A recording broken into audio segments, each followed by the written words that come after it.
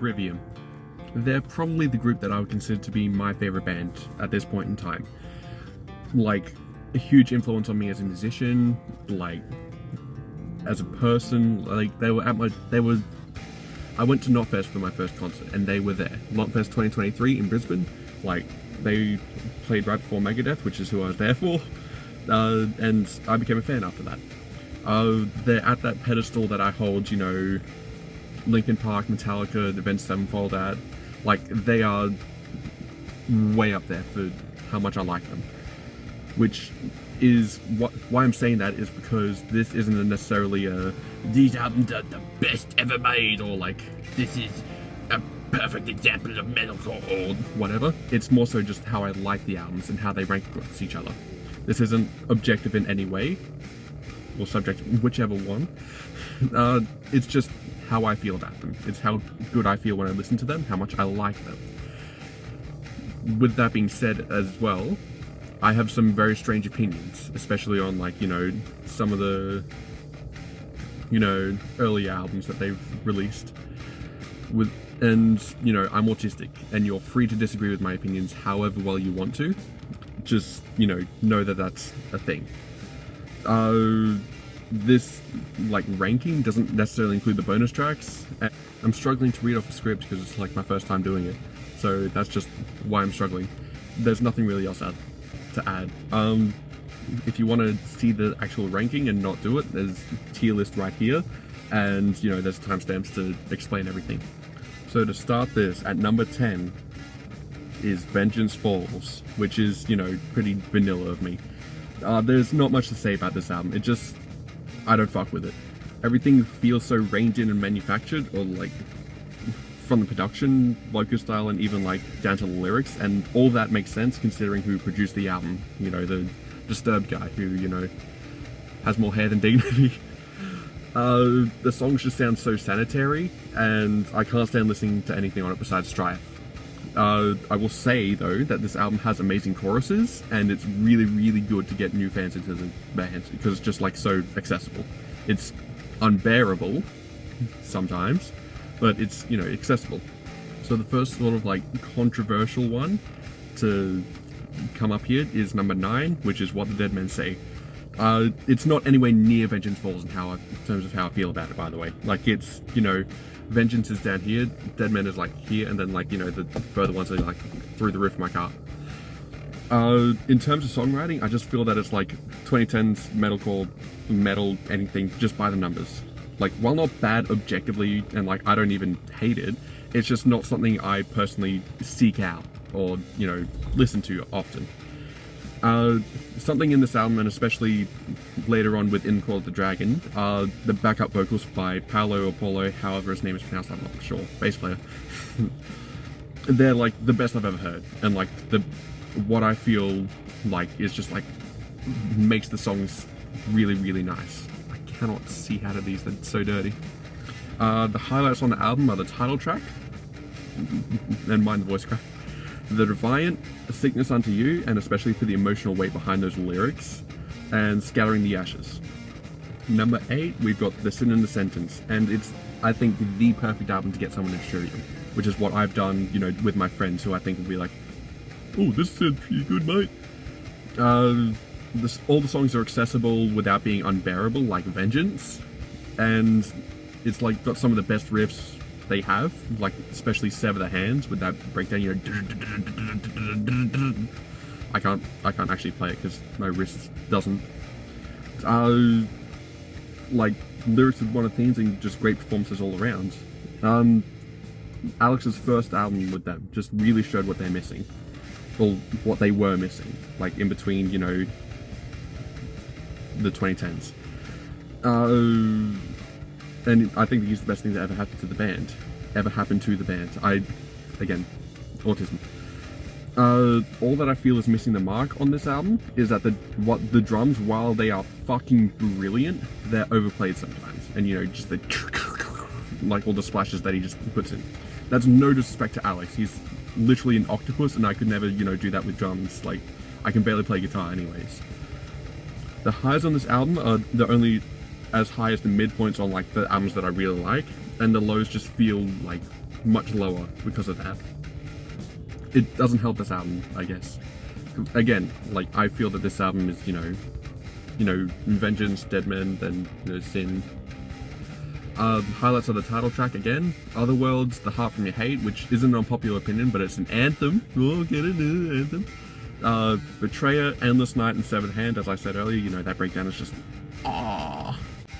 Now, probably either first or second most insane take that I have with, like, how much I like the albums is the 7th album here, you know, ranking how much I like them, putting Shogun here. Now, I, like, know that this is, like, typically what people like for their favorite album of theirs, and it's a very fucking good pick for that. It is a great album. I love it. It just falls short for me in ways that I can't really describe. This is especially prevalent in the second half of the album, like after Throws Repetition, which, you know, might make me seem like I'm just a pop head or something. Like, I don't know, it just, none of them, like, really sound distinct to me, I guess. Like, I like Callisto, more or less, and that's about it. The album is an absolute trip if you listen to it while inebriated, like, you know, drinking, smoking, you know, weird things, or like, if you're like half asleep, which, you know, you just like put headphones on, eye blind, and you just listen to it and you fall half asleep and it's just like magical. You should really do that. I highly recommend. And for that same reason, I can't just put it on for a random drive or like just to randomly listen to it however I want to, because it just demands so much attention. I know it's an absolute masterpiece front to back, and it has their best song to close the album. You know, Shogun is their best song. It's just, you know, not something I can listen to brilliantly. Not something I can listen to randomly. You know, here's a meme to show that, if I can figure out how to edit. The highlights are Torn Between Scylla and Charybdis. You know, that bass solo bit, just like, I love that. Down From the Sky, Throws of Perdition, which I think is, you know, in their top 10, despite it being like, you know, typically more like what people would say melodic, but it's more or less like, it's like radio friendly. So it was a single, and you know, so was Down From the Sky. And The Calamity with, you know, and lastly, you know, their best song, which is Shogun. And, you know, just everyone knows that's a fucking masterpiece. So if you like Get Motion Sick by me hitting stop, I needed, like, you know, figure that out. Now, number 6 is also a bit like weird for me. In Waves. It's grown on me a lot since the first time I listened to it, and, you know, it used to like be around where Vengeance is for me. Like, I just did not like it. I don't know why. After re-listening to it a bunch of times, I can like feel like it's just like, hey, this is actually quite good. I see why people really like this, and I'm pretty sure it's their best selling, unless that's the Crusade, you know, which you'll hear about later. It's also a really good pick if you want your friend to like the band. All the songs have like an ethereal feel to them. I don't know how to describe it. It's just like something in the overtones or like the mixing. It just like, it sounds mystical, I guess. Yeah, they all flow together really nicely as well. The songs are actually quite distinct, despite being able to flow together that well. And whenever I go for a drive like later at night, this is what I pick to put on.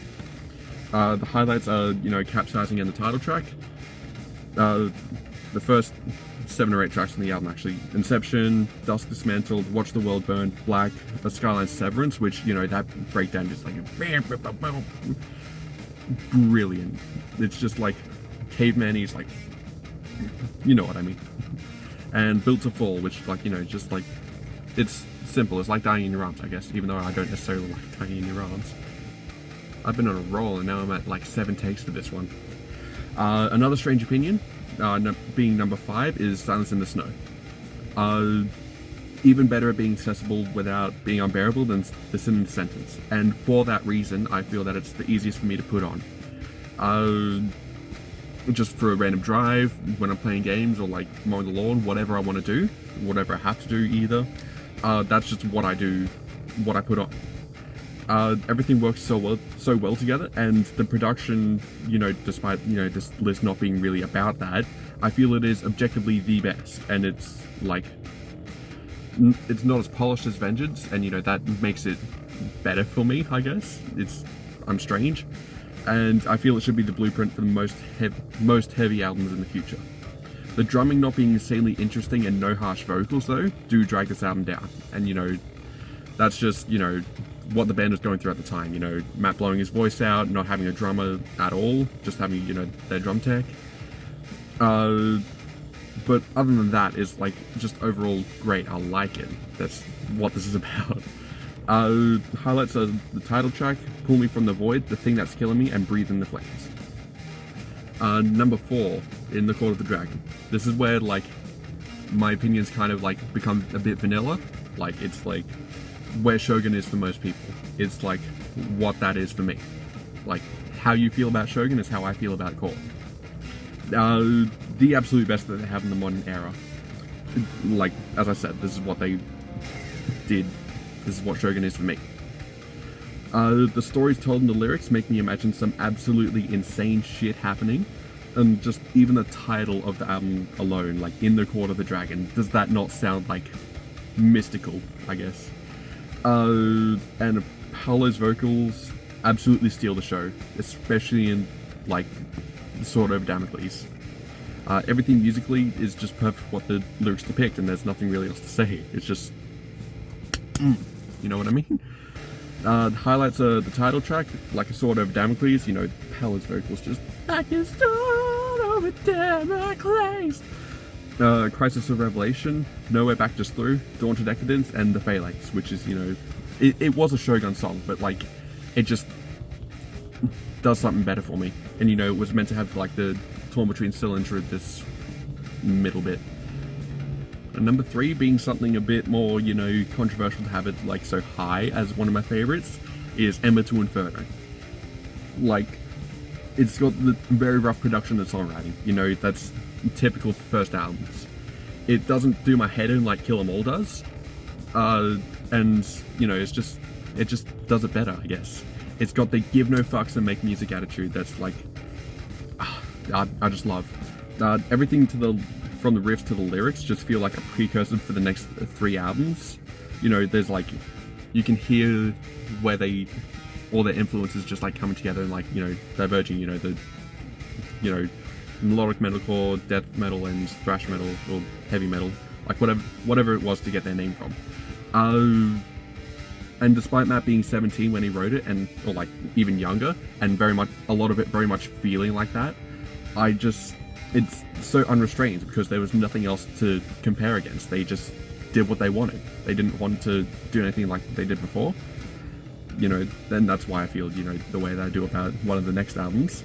Like, they just didn't care. They just did it. Highlights are Pillars of Serpents, Plague, Fugue, The Revelation, Requiem, Ember to Inferno, Ashes, Falling to Grey, When All Light Dies, and A View of the Burning Empires. Like, that instrumental outro just, like, oh, sounds very nice.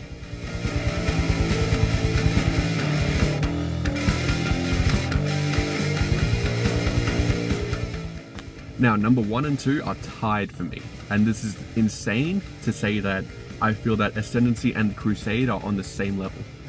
And not necessarily Ascendancy, like Ascendancy being number 1 is very vanilla, like that's just, you know, but typically for me most days it's number 2, because the Crusade just like does something for my soul, or like for my brain, or for my ears, whatever. It just tickles that spot, and it's really, really nice. I love it.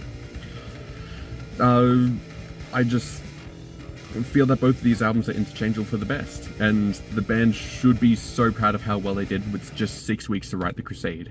And, you know, all the songs on it, just the socio-politicalness, everything about it just hits so hard. Then with Ascendancy, like the theme of it being like overcoming issues with yourself or other people, just overcoming issues in general, that's like so amazing. I love both of these albums with all my heart. Highlights for Ascendancy are Pull Harder on the Strings of Your Martyr, which is my favorite Trivium song, and like song of all time actually. Like, I just, everything about it fits so well together and just does something for me that no other song can on the planet. A Gunshot to the Head, Trepidation, Like Light to the Flies, Suffocating Sight, and Declaration.